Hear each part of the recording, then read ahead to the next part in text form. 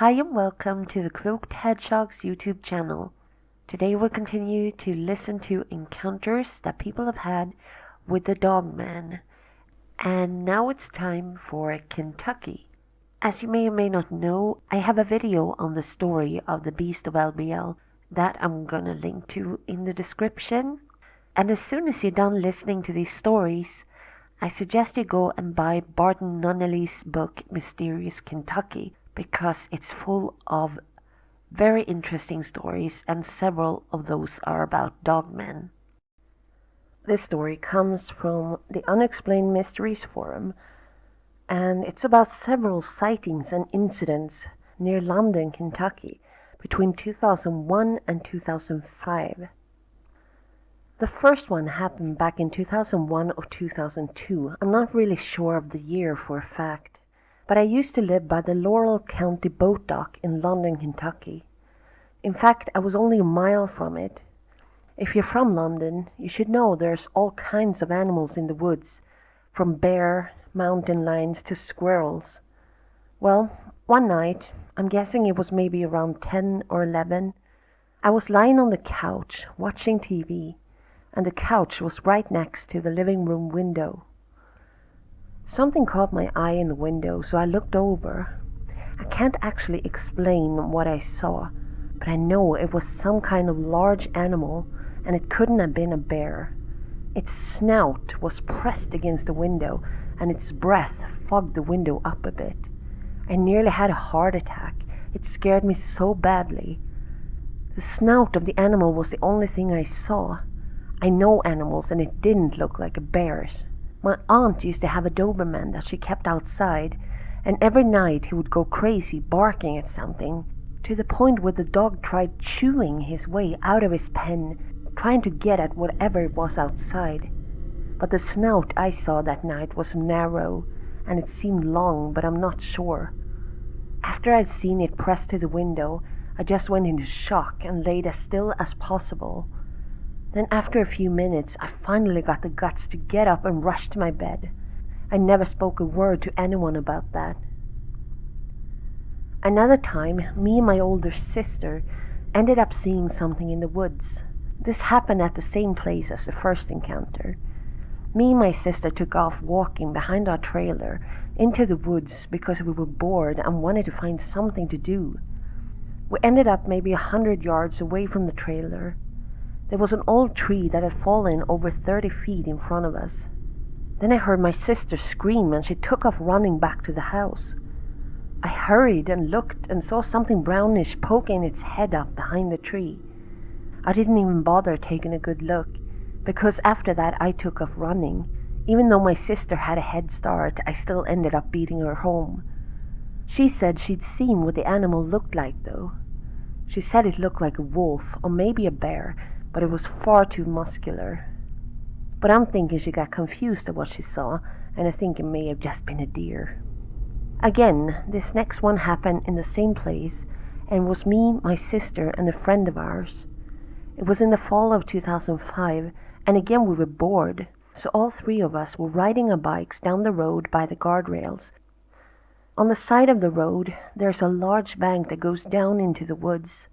It's about a 10-foot drop from the road. My sister is scared to death of bears, so I was joking and saying she'd better watch out for them. After a few minutes, my sister got a frightened look on her face. I thought it was just because of the bear jokes, but she stopped her bike and pointed down the bank into the woods on the left, and then took off on her bike in a big hurry, scared to death.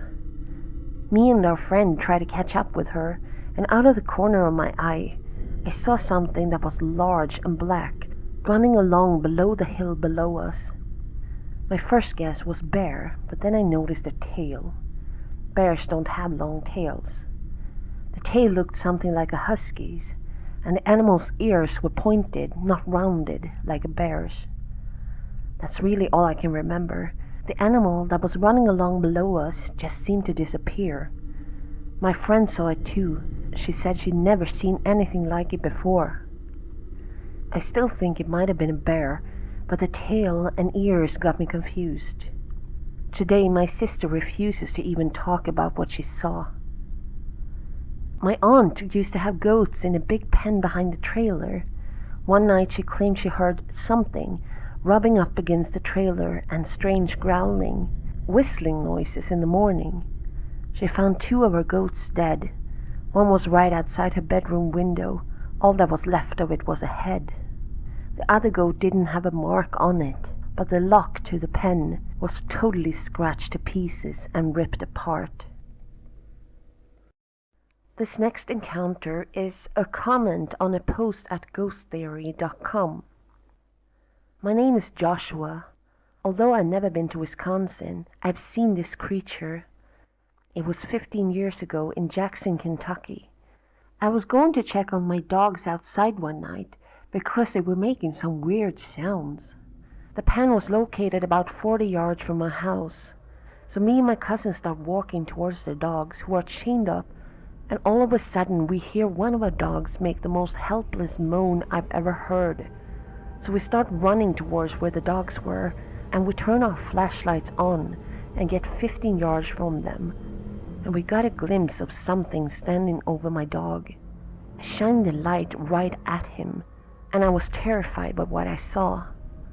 This creature looked to be 7 to 8 feet tall, with a wolf-like head and a human-type body with fur. But his fur was splotchy though. It looked like he had mange. The creature heard us and turned around and started walking toward us, and I just froze up. I couldn't move a muscle because I was so scared.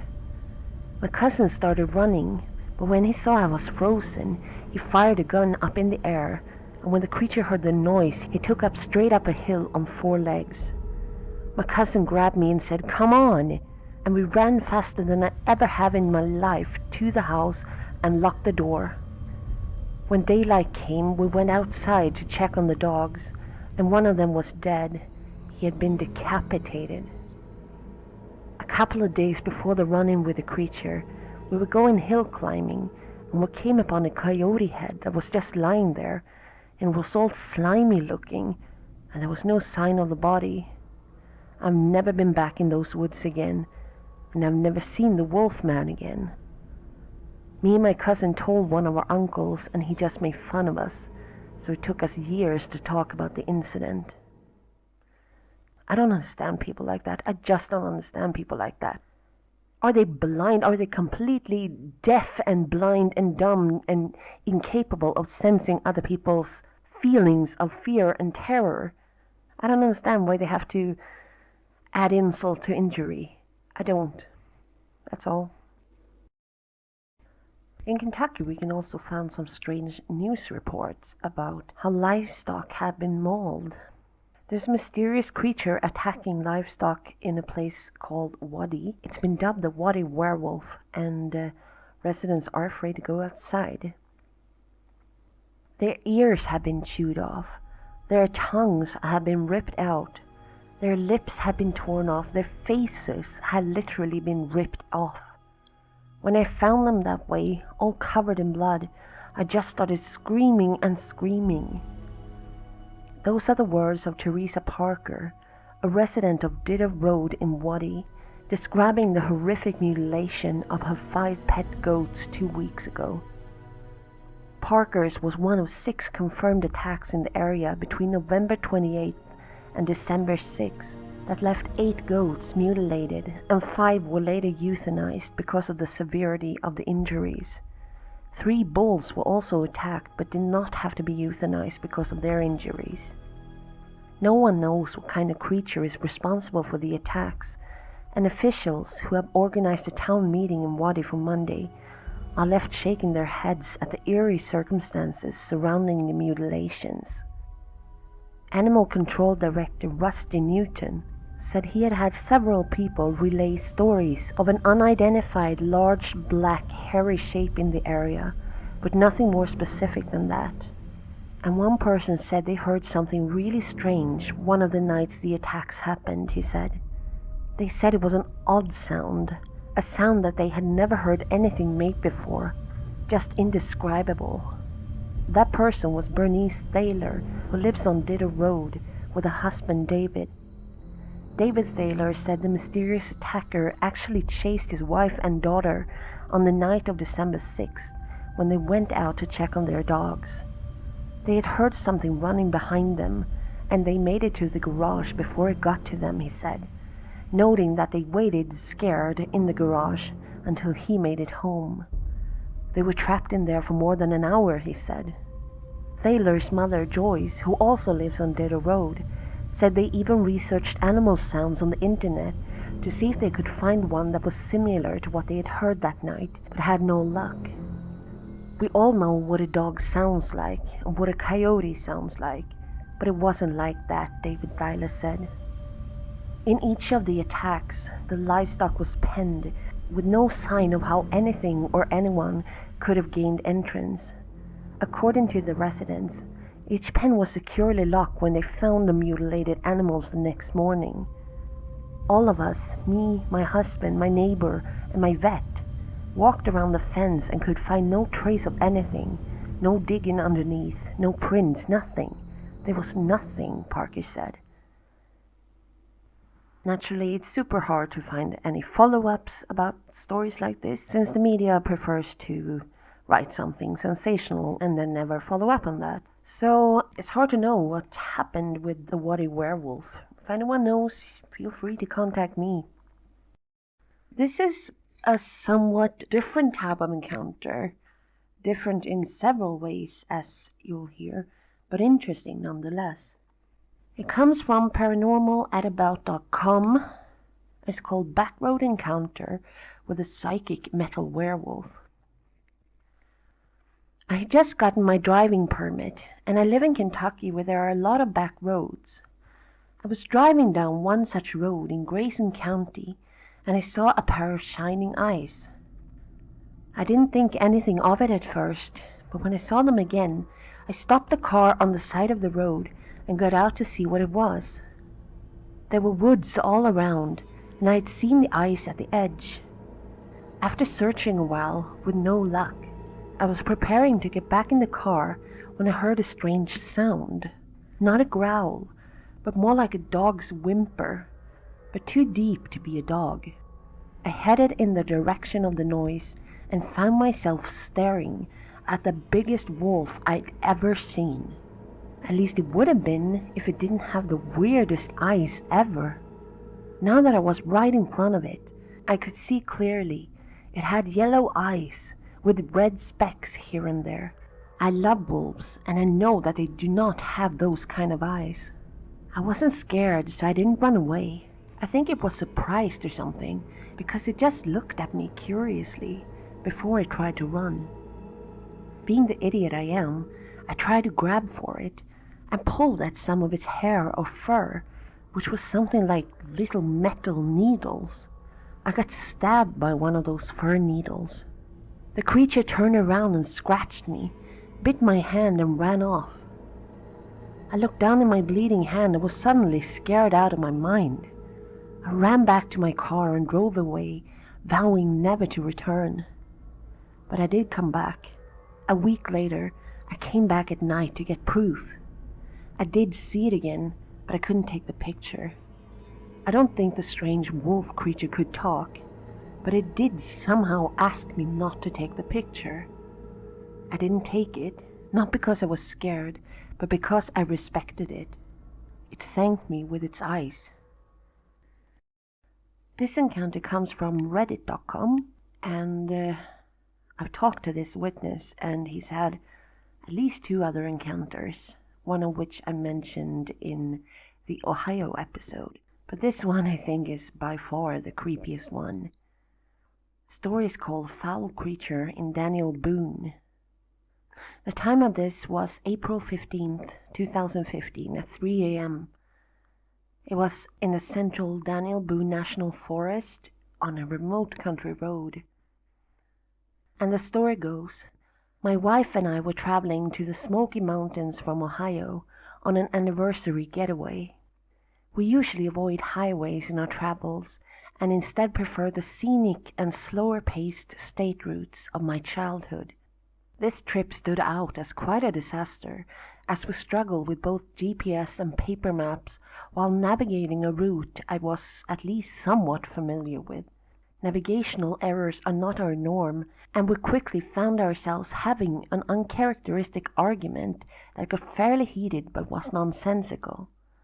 It was like we spoke different languages and were looking at different maps.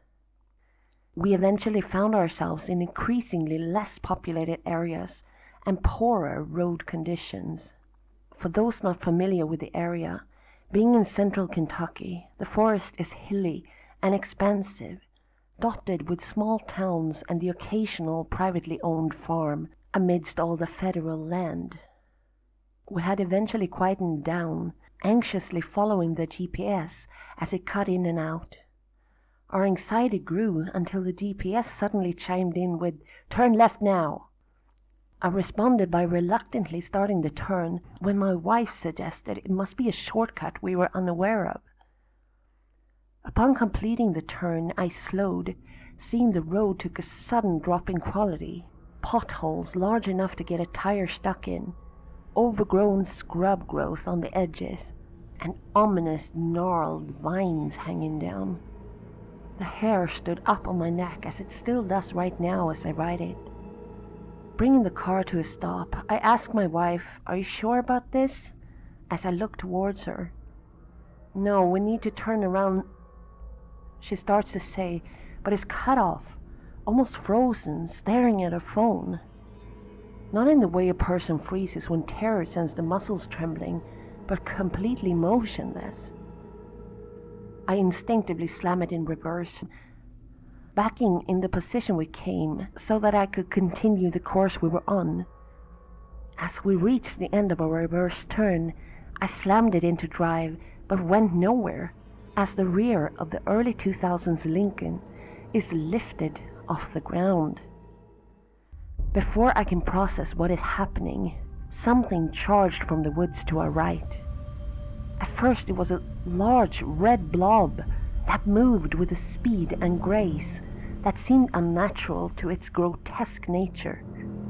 As it closed the gap, it was clear that it was running on all fours, but only partly so, its forward movement agile but uneven as it irregularly used its arms with its oddly bent hind legs. It was almost like its limbs were growing as it eventually came to stand on its hind legs and place its hands on the glass. Up close I could see what I thought was fur seem more like strands of rotten flesh that grew as thick as a shaggy dog and smelled overwhelmingly of rotten fish and moss. Its hands looked nearly human were it not for the rotten fur and long claws. The face sticks with me as much as the smell, being somewhat shaped like a human that has its face twisted and pulled forward in vague canine shape, with large pointed ears towards the top of its head. Inside its snarling mouth were long, narrow teeth that looked almost too large to close. But the eyes were the worst part, bloodshot and yellow. They leered at my wife with a hunger, the kind of hunger that promises unspeakable things. When you're in a fight or flight situation, you usually get that distinct moment of clarity where you make your choice, even if it's one you're ashamed of. In that moment, I felt like a small dog defending my mate from a rabid wolf. I stomped the gas pedal and bellowed hard, "Go now!" and a series of loud noises that sounded more like barks than human noises. It jolted suddenly, and the rear of the car drops, leading to a loud peel-out. It had kept pace with us, scratching at the car and banging on it until we broke 45 miles per hour, driving wildly through the winding country until we saw the lights of a town in the distance. We parked in a well-lit parking lot in the center of town next to a gas station. We busied ourselves as we inspected the car, reluctantly sharing what we thought we saw. She was in tears, sobbing about feeling a pressure in her head, and that she was conscious but paralyzed. Looking under the trunk, I spotted a cracked strut and the lump of the rotten flesh dangling from a frame member. The smell was still overpowering and sent us into a tear-filled hug as we stared at the piece of the filthy creature and realized it was likely at least 2 of them. The one in the window and the one that lifted the rear axle off the ground. Thoroughly shaken, we sat in the car, facing opposite directions, and discreetly unpacked our handguns and hid them under our blankets. We waited until 9 or so before setting back off towards our destination via highway. Oh, good Lord, what in the heck was that? That was the filthiest, most horrid Dogman type I've ever heard. It's gotta have been a skinwalker of some sort, but ew, ew, ew, ew.